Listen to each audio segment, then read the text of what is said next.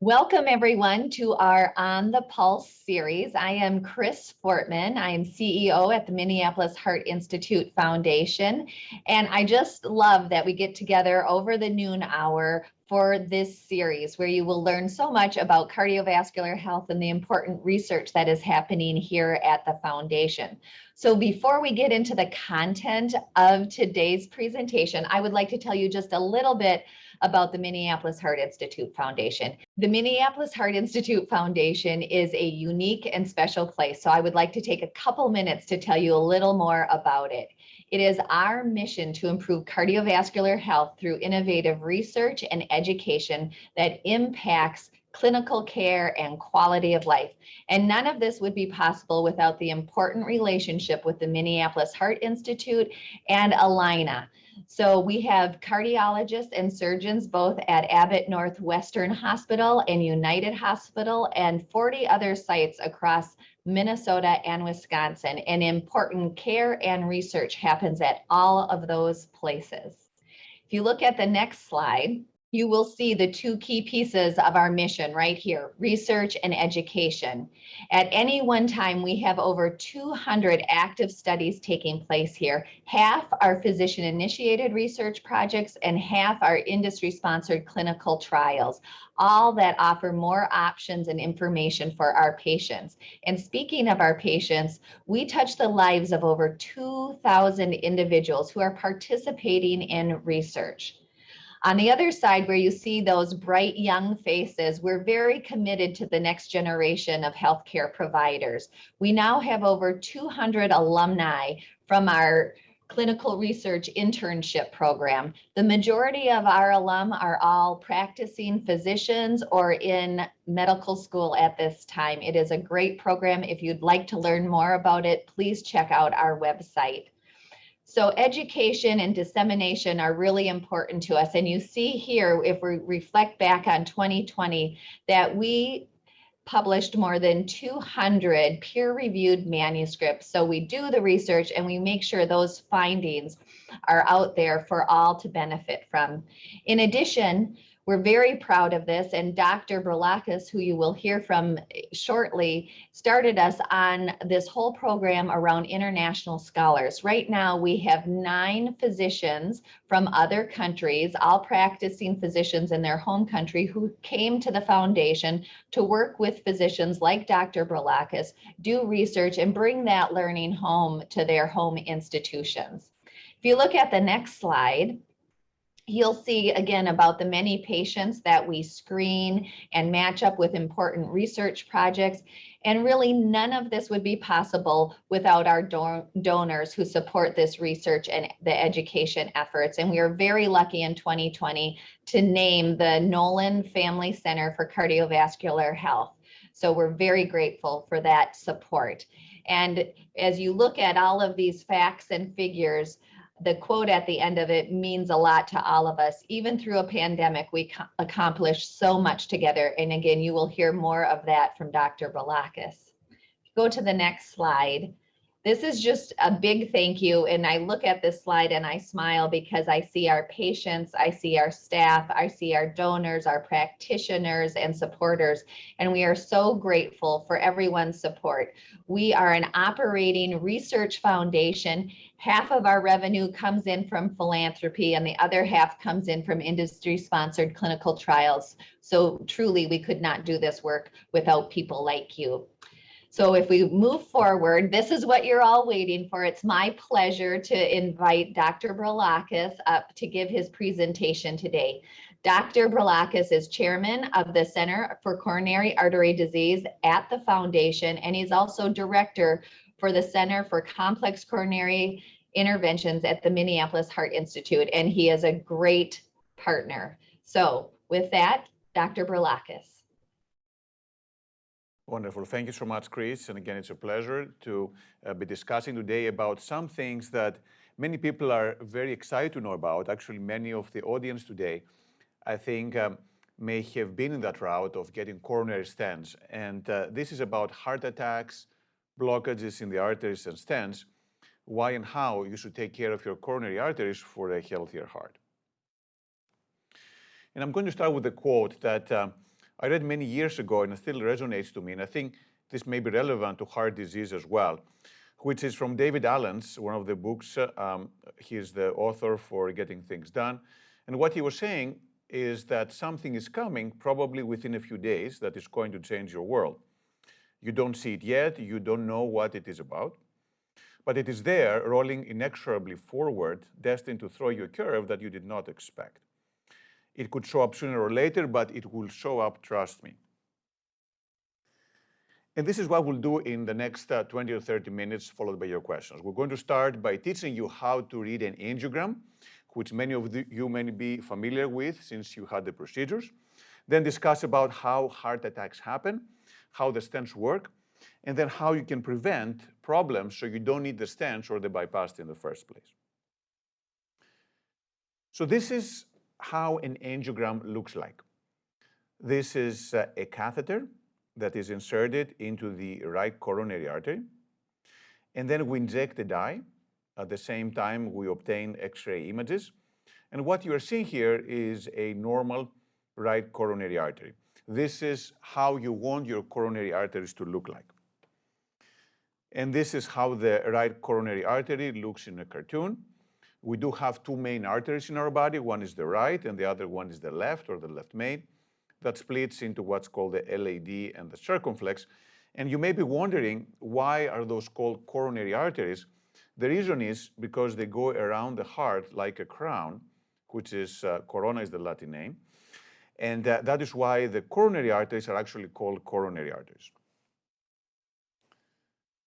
Now, if you were to choose between those two arteries, which one would you rather have?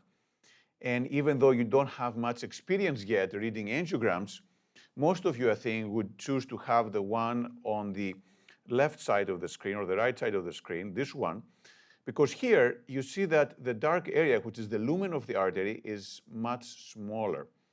And the reason for that is that there is a blockage and actually a blood clot in there. So you would rather have a nice big lumen than a tight one. So essentially, the coronary arteries are pipes. It's what keeps the blood going to the heart muscle, keeping the heart muscle alive, and you want it nice and big, because if not, then the blood flow can be disturbed, and that can cause problems like heart attacks. Doing what you just saw, the angiogram, is a part of actually doing the opening of the arteries, what's called PCI, or percutaneous coronary intervention. And it actually has multiple steps to it, which I will not go through one by one. But to get this image, there are many things that have to happen. We have to get into the arteries, we have to go up to the body, inject, and make all those images. There are other ways to get to the heart. One is with open heart surgery. Then you can actually see the heart with your own eyes, but obviously that's a little more invasive approach, and that is reserved for cases which have multivessel severe coronary artery disease, still an excellent revascularization option for many of those patients. But what we do in the cath lab is we go through an artery, which is either the femoral artery in the groin or the radial artery in the arm, and then we go all the way up to the big blood vessel, which is called the aorta, and then reach all the way to the arteries of the heart, the coronary arteries we mentioned before. And then we insert a small tube, it's like spaghetti thin, that goes inside the artery. And then, after doing that, we position a camera, it's an X-ray camera, that emits X-rays that are collected from another part of the camera. And then after doing that, we inject the dye, which is a solution with iodine that we can see under the X-ray machine. And then while we're doing that, we're not just focusing on one thing, but we'll have many, many things we're monitoring, because as you can imagine, being inside the heart does have some risks associated with it. So at any given moment, we're monitoring the EKG, we're monitoring the pressure, the oxygen levels in the blood, the radiation dose, the environment, how every patient is doing. So there are many things that are going on while we're doing this angiogram to obtain this picture that shows us whether there is any blockage or not in the coronary arteries. We actually get multiple pictures, not just one. We take several, what we call projections. We look at the arteries from different angles to make sure we know exactly how the artery looks like. And these are the 3 projections we do for the right coronary artery.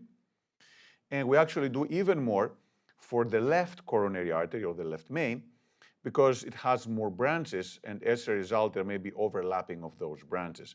And what you may be able to see here is that although this artery on the back, which is the circumflex, looks okay, the artery in the front, which is called the LAD, or left anterior descending, actually has a significant blockage to it.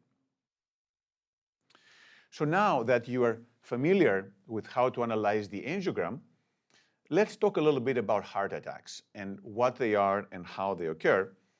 And this is a simple cartoon that outlines the process. This is the most common mechanism. There are many different ways to get a heart attack, but in the vast majority of people, this is how this happens. You start with a nice, healthy artery, but then over time, for various reasons that we'll discuss shortly, there is cholesterol depositing in the wall of the artery. That cholesterol gets more and more, and sometimes there is intense inflammation inside that plaque. And sometimes that inflammation makes the lining of that cholesterol deposit break. And when the cholesterol comes in touch with the blood flow in the lumen, then there is a blood clot forming, and that's how the coronary artery is completely blocked. And when the arteries block suddenly, either completely or partially, that's what gives you heart attacks. Now, what causes this cholesterol to go to the coronary arteries in the first place? And there are many things we've learned now that can lead to that, including age, high cholesterol, either high bad cholesterol or low good cholesterol, family history, so genetics matter, diabetes, smoking, and high blood pressure. These are the classic risk factors, as we call them.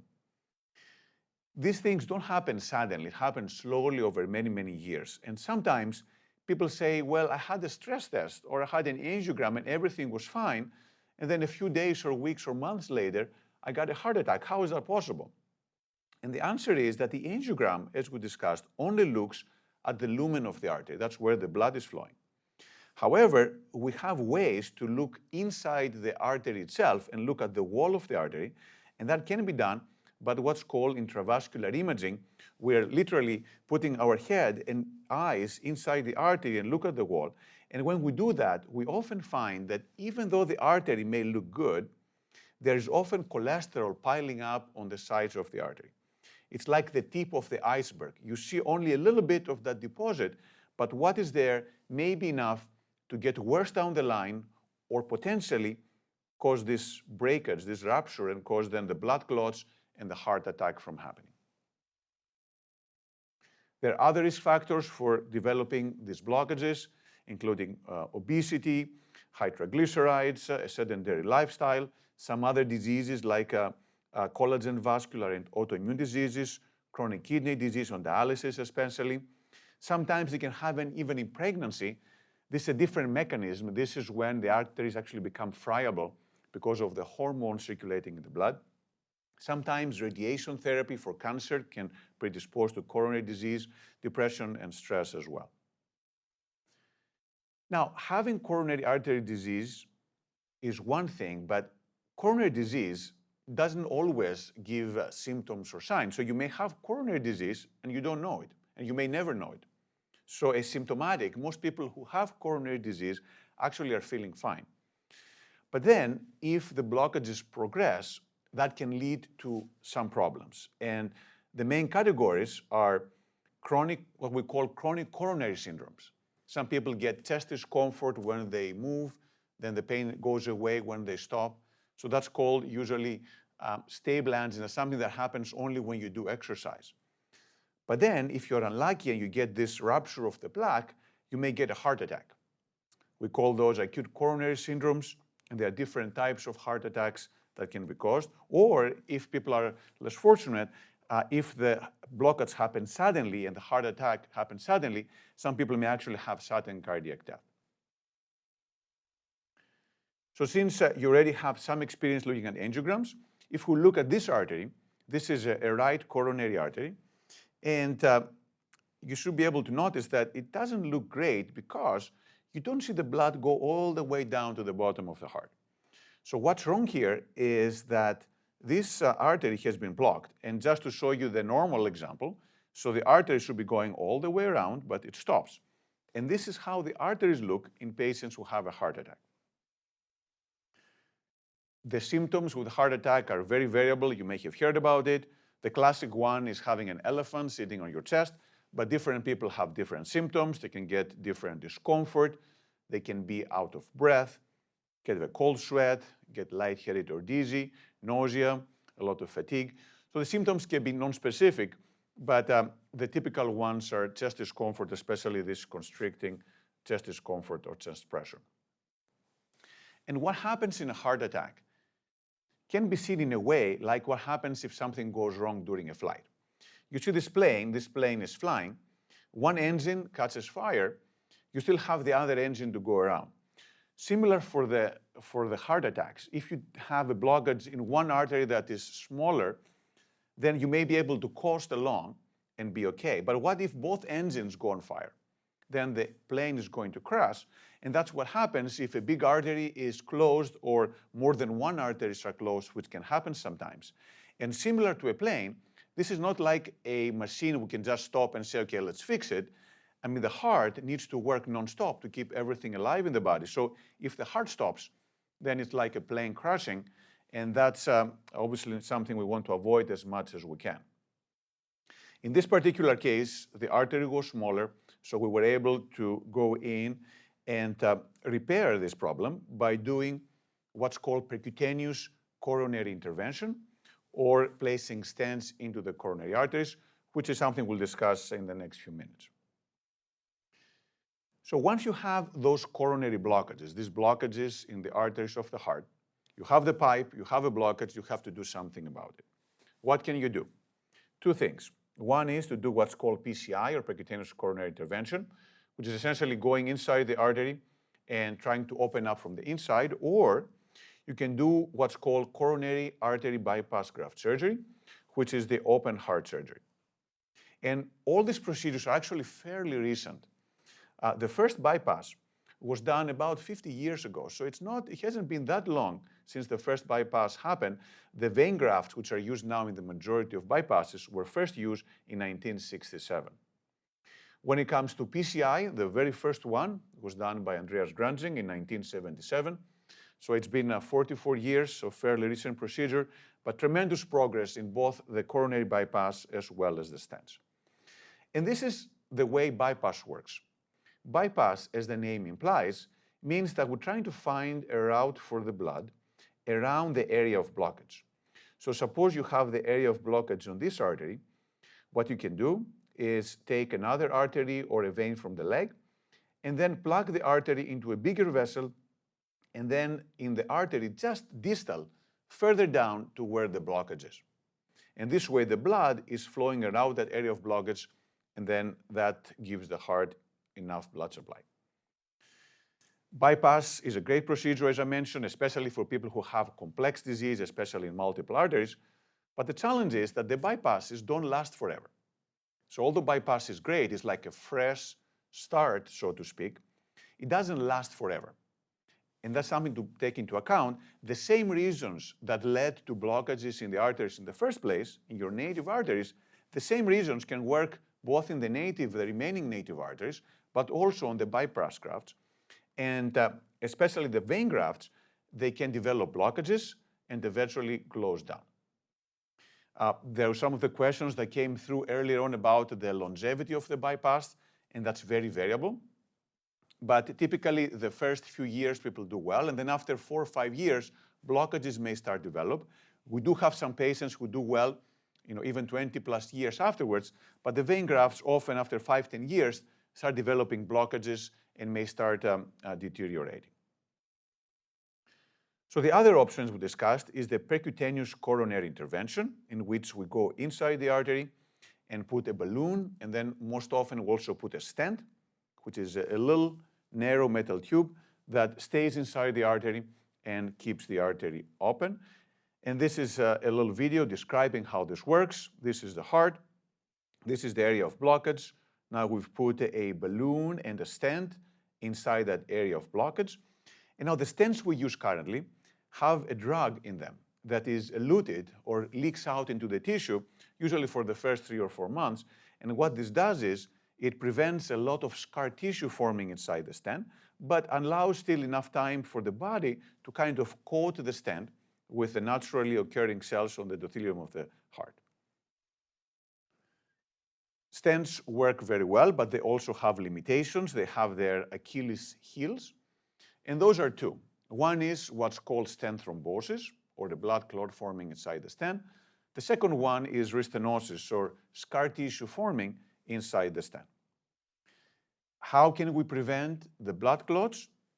This is done by using medications, what we call dual antiplatelet therapy, or essentially blood thinners. And two of them are most commonly used currently. One is aspirin, and baby aspirin is what's used. And people who have coronary blockages should take a baby aspirin essentially forever unless they have a high risk of bleeding. And then another medicine, which is called P2Y12 inhibitor. And examples are clopidogrel or Plavix, the prasugrel or Effient, and ticagrelor or Brilinta.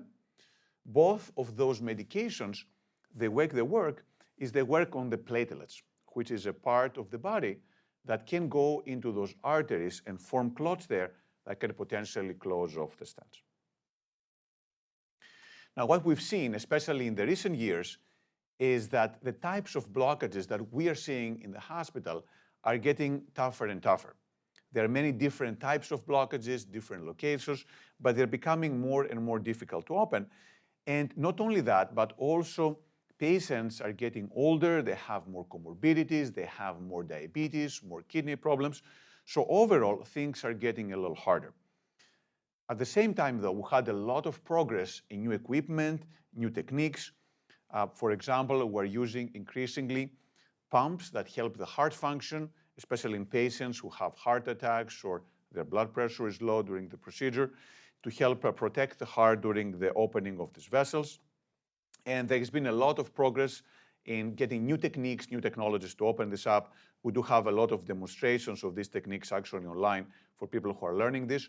We do have new imaging technologies that we can look inside the artery and see that there are blood clots inside the arteries of the heart. We can measure the pressures inside the heart. We now know how to make the stents as good as possible to minimize the risk of the renarrowing or the blood clots forming. And what we've seen is that more than half of the blockages we take care of on a day-to-day basis are actually complex blockages for one or more than one reasons. This is an ongoing process, and the disease is getting tougher, but I think we're also improving, and there's a lot of work done at the Center of Coronary Artery Disease trying to understand this process better and find solutions to get the best outcomes that we can during those procedures. But what can a patient do? What can you do to actually prevent these blockages in the first place, or if you develop them, if you have blockages and you have had stents or bypass in the past, what can you do to prevent having even more blockages like this? And as I mentioned before, coronary artery disease is often something very silent. You don't feel it, you don't see it, but it is happening in the background. And sometimes when you actually develop symptoms, maybe well advanced and require a lot of things that could have been prevented had you been more careful earlier on in life. Cardiovascular disease is the #1 cause of death worldwide. This is from the World Health Organization. All over the world, cardiovascular disease is the leading cause of death. And the same is true in the United States. Heart disease is the #1 cause of death, and then also stroke is not far away from there, and the second is cancer. So heart disease is something that for about a third of everyone, a third of every person, it's going to be what is going to be the end of our life. Now, this is a number that you may not make much sense. What is 10,585 days? And this is how much time I personally possibly have if I live to the average expectancy, which is 79. If you look actually at the map of life expectancy in the United States, here in Minnesota, we're privileged. We actually have some of the highest life expectancy in the nation, between 79 and 81 years. So if you take that expectancy, that's actually 79 years for 365 days. That's 28,000 days or so. And since I'm turning 50 this year, that means I've already used up 18,000 of that. So here's what we got left for me, possibly. Of course, that can be tomorrow, it can be who knows when, but the bottom line is the time is finite. And the sooner that you do something, the better it's going to be, and potentially even that life expectancy can benefit from what you can possibly do. So now let me take you to a trip to a different country, and you may be able to recognize this is the Parthenon, this is Acropolis in Athens, and you're going to wonder, what does this have to do with coronary artery disease, and why are we talking about this right now? But bear with me for a second. This is looking now down from Acropolis, down to the ancient Agora.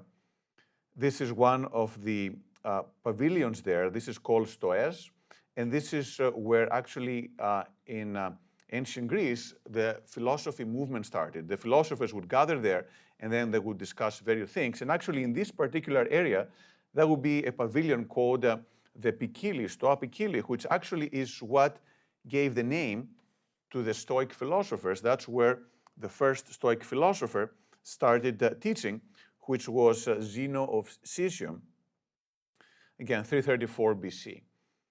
And what he was proposing at the time, and still remains very relevant today, is that the goal of life is to live according to virtue, or to make it more practical, to live in a tranquil life, to avoid the negative emotions, such as grief, anger, anxiety, and have positive emotions such as joy. And these are some of the 5 key concepts or key techniques of Stoic philosophy that I'll show you how they're relevant for heart disease as well. The first one is negative visualization. The second one is understand what you control and what you do not. The third one is the fatalism, which means to accept what happened before and this very moment, but not for the future though. The fourth is self-denial, to harden up yourself. And the fifth one is meditation, or review of what you have done. So the first one, negative visualization. So what does that mean? It means that thinking of what could have been worse makes you happier at present with what you currently have. So for example, for those of you who have never had coronary artery disease, congratulations, and you should be so much happier because you could potentially have had them. I'm in the cath lab most of the days of the week, and actually I'm seeing now several patients are actually the same, my age or even younger, who come to the cath lab. So makes me grateful that actually I have not.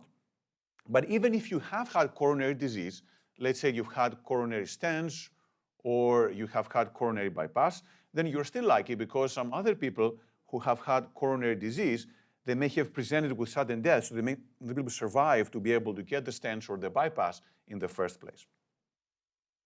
The second one is about what you control and what you don't. And that's actually a critical component of Stoic philosophy, I think critical component for everyday life. What you control is what you do and what you think. And you don't control everything else, including your genes, the weather, the environment. And I say trichotomy because sometimes for some things, you control part of it, but not the entire thing. So for example, for coronary disease, you control part of it, but not everything. Genetic component is important. Some people have genetic risk factors. They have a strong family history and they're more prone to developing coronary disease. You don't control your environment entirely. I mean, it's cold, in the winter it's cold. But what you control can make a difference. So for example, we talked a few minutes ago about the coronary disease risk factors. Some of them we do not control. We don't control our age and we don't control our genetic material.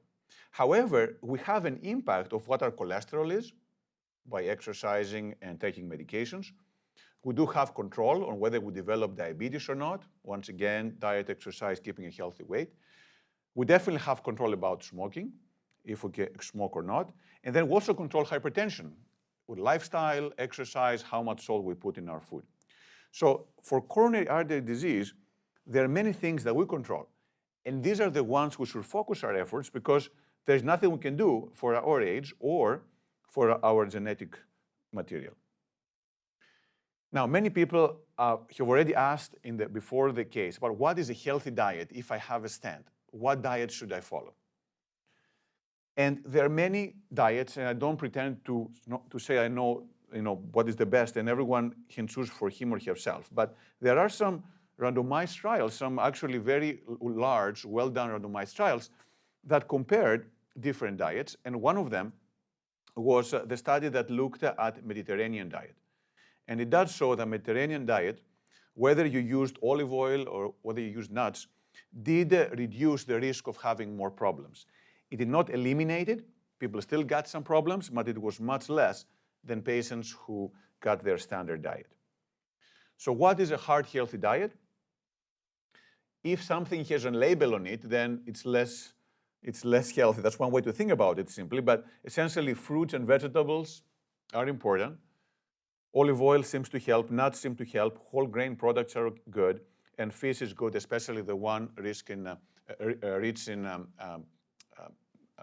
unsaturated fats. So what you want is to avoid the processed foods, the cured meats, the fat food, the fast food, and you want a diet full of fruits and vegetables as much as you can, and then nuts, essentially healthy material, natural ingredients. Exercise is key. The more you exercise, the better it is. Let's not forget the heart is a muscle. And we do know that if you exercise the heart, the more you exercise a muscle, the stronger it gets. And the same applies for anyone who has had a stent or bypass. This is not static. The more you exercise, the better it is for the heart, the better you're going to do. And not only that, but also makes you feel well in general as well. If you smoke, that's bad. And that's bad in the first place to develop coronary problems. But it is also bad if you get stents or bypass. We do know that if you have a stent and you keep on smoking, the risk of the stent re-narrowing is actually significantly higher than if you don't. And not only that, but when it re-narrows, often it re-narrows in multiple areas that make it much harder to take care of it in the second time. But also, smoking can predispose to heart attacks. Every time you get nicotine, there is a constriction. The arteries are constricting, and that predisposes you to heart attacks, development of more blockages and other problems. Actually, the American Heart Association has these 7 components of a healthy lifestyle, which is a good diet, controlling the weight, getting exercise, not smoking, controlling our blood pressure, controlling the cholesterol, which again, it's a diet, exercise, and often, especially if you've had any heart problem or coronary disease, statins now are the medications recommended for most patients. And then keeping a low blood sugar, avoiding, preventing, and treating diabetes. This is one of the earlier studies, but statins can prevent heart attacks. Some patients do have a little harder time than others in taking statins because of some potential side effects. But in general, statins should be taken by everyone who can, who does have coronary disease. They have been shown in multiple studies to reduce the risk of more blockages, more heart attacks, and actually dying. Moving on to the third component. So we talked about negative visualization. We talked about focusing on what you actually control. The third one is the opposite of negative visualization, which is whatever is done is done. It doesn't matter what you've done before in terms of your diet, exercise, taking medications. This is done. You can do nothing about it, and therefore there's no point in obsessing over it. The focus should be on what you can do going forward. Self-denial. Again, that sounds a little tougher, but essentially this is a therapy for when we don't feel appreciative for what you have. And one way to actually feel grateful is to voluntarily give up whatever comfort that is. So first of all, by doing that, that makes us stronger. That makes us appreciate more what you have. And then if in the future we have a problem, makes us take it much better. So how does it apply to coronary artery disease? It applies a lot. For example, when you eat, you have the burger, you have the salad, well, you know which one is the better one to have. Also, you don't have to eat until you are bursting, until you're feeling physical pain. If you're able to stop before that point of feeling physical discomfort, that's preferable. Also, day to day, you're going to go somewhere, you have the option of taking the stairs or taking up the elevator. Well, take up the stairs. That's a great opportunity to get some exercise as part of your standard daily routine. So there are small things, and you may say, what does it matter? Just a flight of stairs, what does it make a difference? Well, it does. It's little by little. It's not any heroic measure that gives you the 10,000 steps or as many as you want to get. It's these little things done consistently, day after day, hour after hour, that actually accumulate up on the long run. It does take some discipline, that's true. It does take discipline to focus on what is important and be able to work on it and effectively do it, but it is really worth it because it does helps you live better and potentially longer as well. And then finishing with the fifth concept, which is a meditation, which is essentially reviewing what has been done. What did I do today to help my coronary problems? Did I watch my diet? Did I do my exercise? Did I make the right dietary choices? And one way to think about it is that someone that you trust and respect is observing you, whether this is a divine person or whether it's someone, another person that you trust and respect. Being watched at, it's amazing, can really transform the way we think. It's when we feel that no one is watching that we may do the things that are not the best for us in the last place.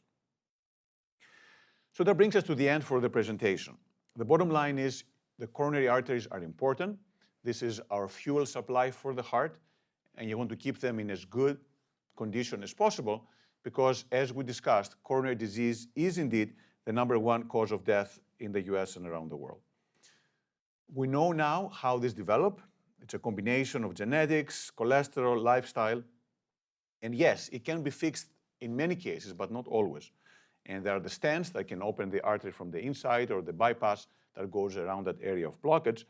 But whether you've had it in the first place or whether you want to avoid having coronary disease after you've had already a stent or surgery, then there are definite things that you can do that can really help reduce the chance of you getting similar problems in the future.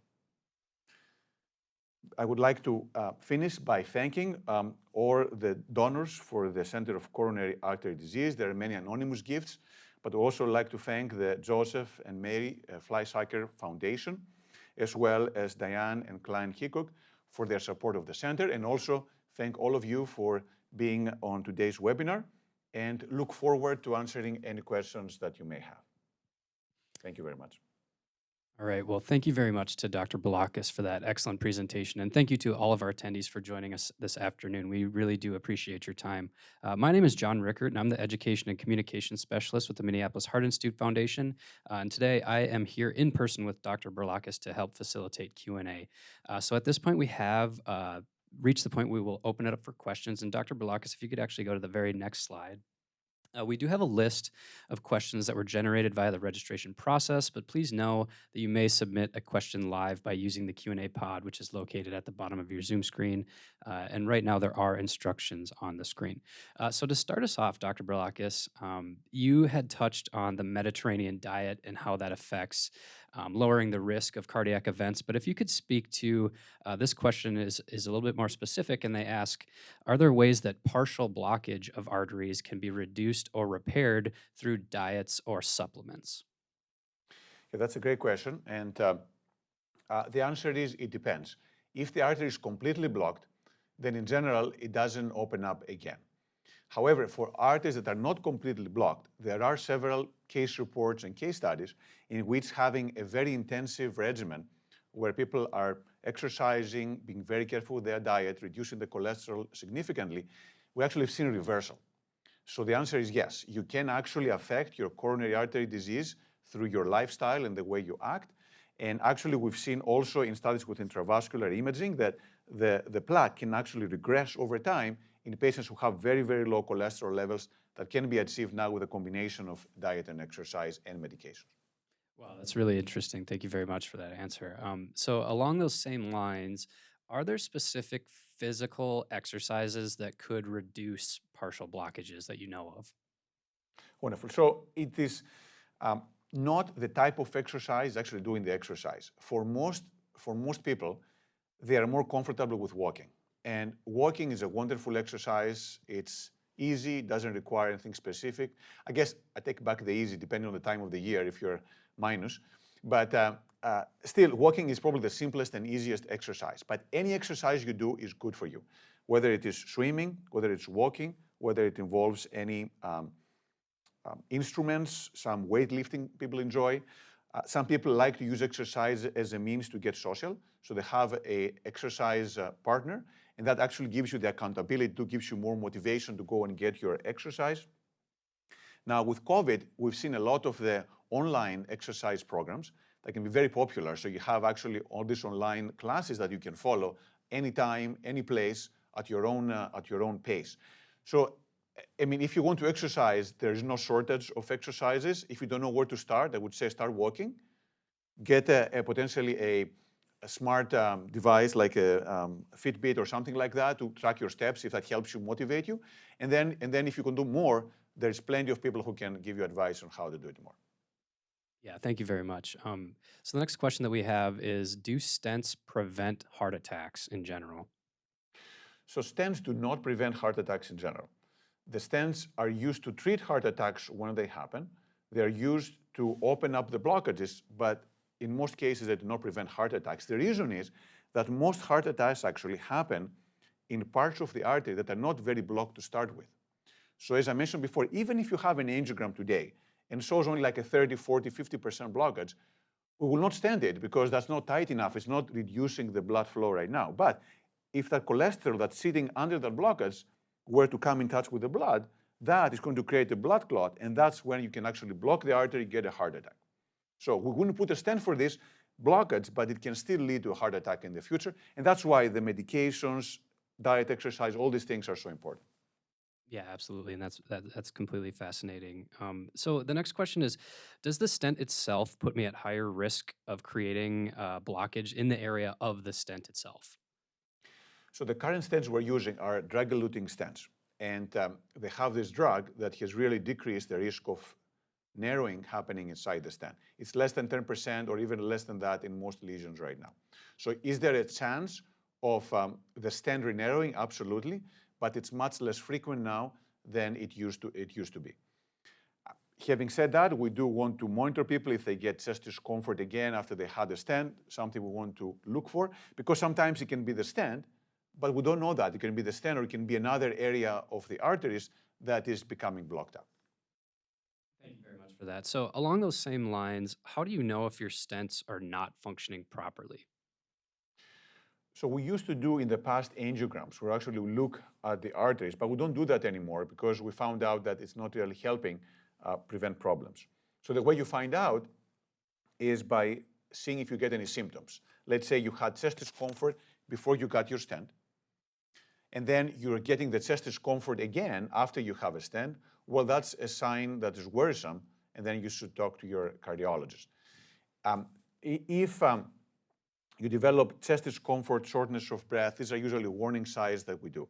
In some people who have more complex histories, we do stress tests to see if they're able to exercise as much as we would expect them to do so, depending on their previous fitness level. But again, in most patients, we don't really do invasive tests after they have had stent unless they develop new problems and new symptoms. Excellent. Thank you very much for that, Dr. Brilakis. So along a similar line, excuse me, is there a limit to the number of stents that one can receive? It's a great question. Actually, many patients brag about their number of stents. I think our record here is 38 stents in one patient who has been in the cath lab, several, I think more than close to 20 times. I think the Guinness World Record is somewhere around the length, like around 40 or so. But the answer is no. It all depends on the specifics, because the stents are not like solid tubes. They're actually metal, they're coils, they're metal masses. So the amount of metal is fairly small. So sometimes you can put several stents in the coronary arteries. Now, having said that, we do want to minimize the number of stents. You don't want to put a stent somewhere unless one has to. And that is why if, for example, the stent re-narrows, quite often these days we'll do other things like radiation therapy to reduce the need for putting more stents. But so people, I mean, you want to get as few as you can, but the bottom line is it's not an absolute number. It's not 5 or 10 or 15 or 20. It all depends on the specifics of each particular patient. Yeah, that makes a ton of sense, and thank you for that response. So, along those same lines, this attendee asks, what is the typical percentage of blockage in the arteries in which you would consider stenting? That's an excellent question, and that also is a little variable, but the number is 70%. Typically, we do not stent blockages less than 70% because we found out that less than 70%, most of the time, they do not cause enough disruption to the blood flow to require putting a stent.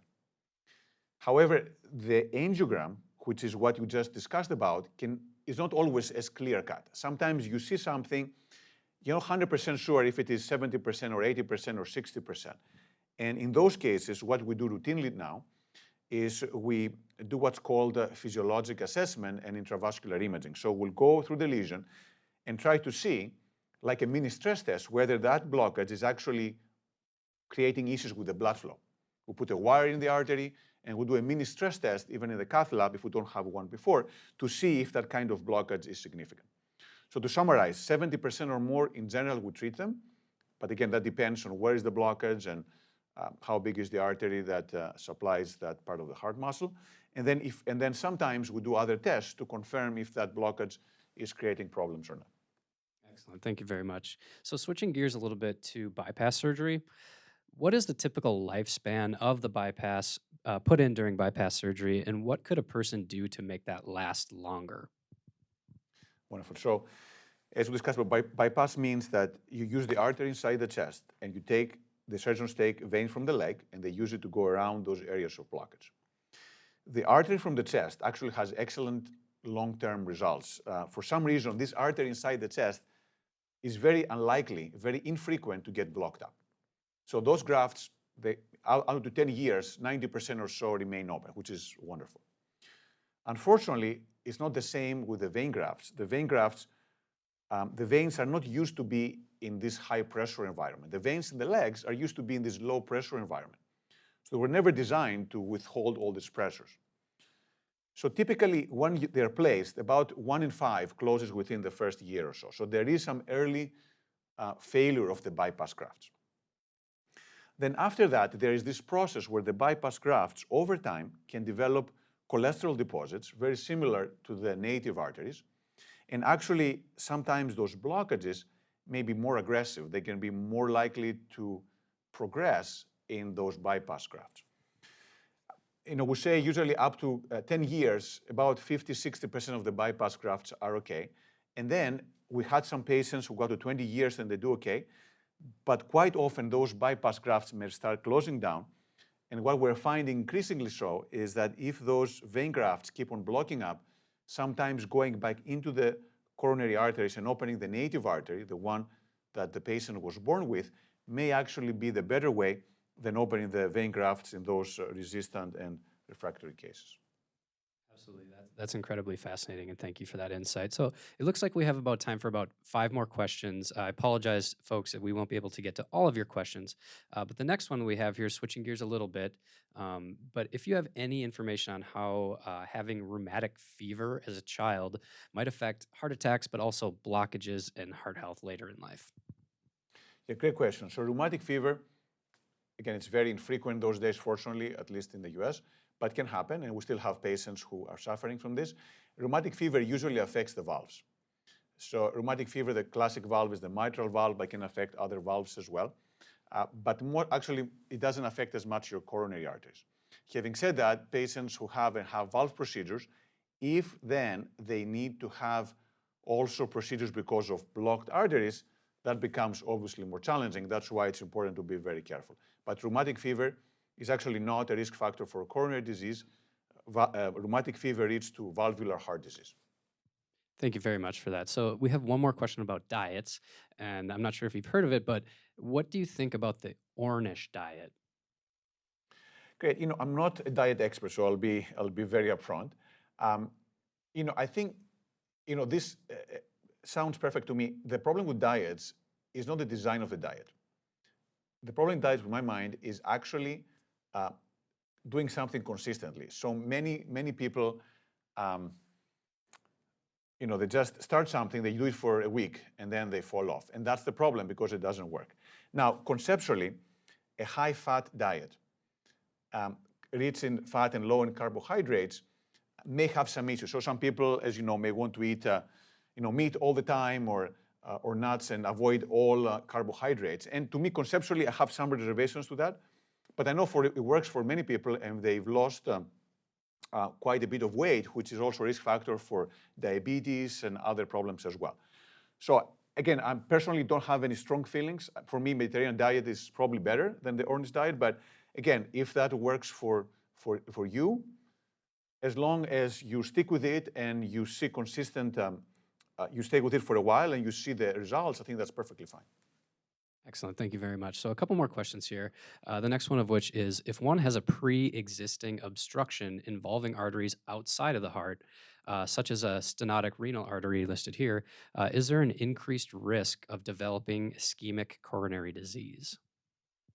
Yeah, excellent question. And the way to think about it is that the body is a whole. And if one artery is suffering, then that artery has been subjected to the same environment, meaning the cholesterol levels, the blood pressure, like every other artery in the body.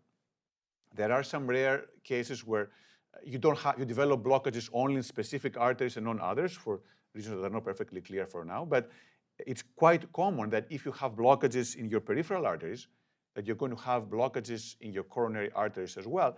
And that actually becomes tough. The classic example is you have coronary disease, and then you also have significant carotid lesions, and now you need bypass. And the surgeons are worried that during the bypass, you are at risk of a stroke. So yes, having blockages in the peripheral arteries, the non-coronary arteries, is associated with more risk of having blockages in the coronary arteries. The good news are the same things that work for the coronary arteries, controlling your blood pressure, your cholesterol, exercising, diet, all these things actually are the same that work for the peripheral arteries as well. So by taking care of all these factors, you actually take care of everything in the body. Excellent. Thank you very much, Dr. Brilakis. And it looks like we have time for just one more question, and I do think this is a good one to end on. But what excites you the most regarding the future of coronary artery disease research? Thank you, Manda. That's a tough question because that's a huge area of work. But coronary disease, the procedures we're doing, things have matured quite a bit. There are now therapies for a lot of disease that we couldn't, or types of blockages we couldn't do before. Example is the CTOs, the chronic total occlusions. Many patients have this 100% blockages we couldn't fix before, and now we can get them open, not 100%, but 90% or so, which is pretty good percentage. I think what excites me are, I would say that I would take the liberty to say two parts. One is the very basic research, where you actually are trying to find ways to prevent coronary disease in the first place. Example are the PCSK9 inhibitors. These are very strong lipid-lowering medications that can really lower the cholesterol by half on top of what the statin does. So similar insights into the genetics of how have high cholesterol atherosclerosis can actually help us do that. And also now with computational techniques and genetic analysis, hopefully one day we may be able to say, you know what, when you're born, your risk of having a coronary blockage, if you follow your standard lifestyle, is going to be 3.5 or 95% out to 90 years. I think having this might help, do things earlier on that can affect how we are. And then in terms of the procedures, I have a feeling that in the future, it will become much more streamlined. We'll have a lot of artificial intelligence, which we're working on right now as well, to try to see what is the best way to get these arteries open with the least risk and getting close to 100% success as possible. Absolutely. Well, thank you very much, Dr. Brilakis. And those were excellent. That was an excellent discussion. We really appreciate your time. Are there any final words that you would like to share with our audience today before we sign off? Yeah, thanks. I would like to thank again everyone for being here today. I think my final word is that you have control. People often, they have a heart attack, they have a stent. Many people get depressed. That's completely normal. It is something that is major. You come in terms with your own mortality and quality of life as well. But the good news are, unlike other diseases, actually with coronary artery disease, you have a lot of control. controlling how you behave, how you eat, how you exercise can really have a tremendous impact on what happens down the line. So there's a lot of hope. Take control, do whatever you can on the things you can work on, and that will make it the best it can be. Absolutely. Well, thank you again to Dr. Brilakis, and thank you to our wonderful attendees for joining us this afternoon. Upon exiting today's webinar, you will automatically be redirected to a survey that seeks to understand your opinion of what we went over today. Please take a moment to fill that out, as it really does help us in providing the highest quality experience for our attendees. And with that, thank you very much and have a great day.